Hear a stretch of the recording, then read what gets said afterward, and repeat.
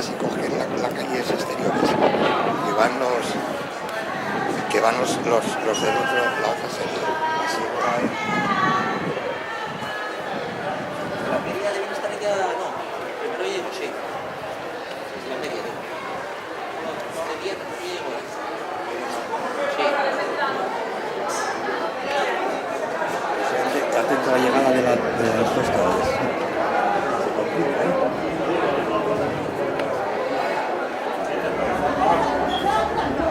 Otra vez nos habíamos visto el problema. Y no hemos conseguido las compras.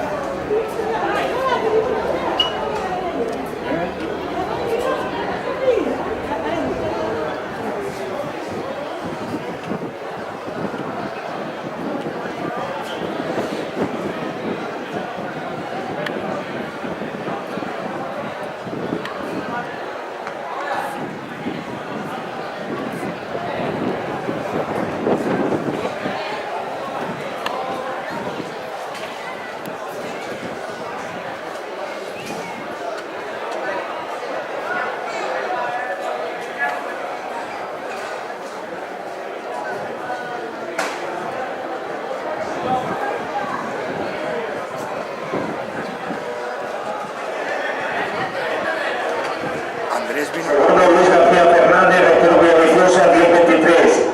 Tercero, Borja Alonso Álvarez, que con espumero, 856. Cuarto, Jorge Pérez de Vita, rector Villaviciosa, 840. Quinto, Miguel Méndez Zapico, rector Villaviciosa, 820. Sexto, Daniel Mariño García, técnica de Siena, 762. Resultados de peso, categoría cadete.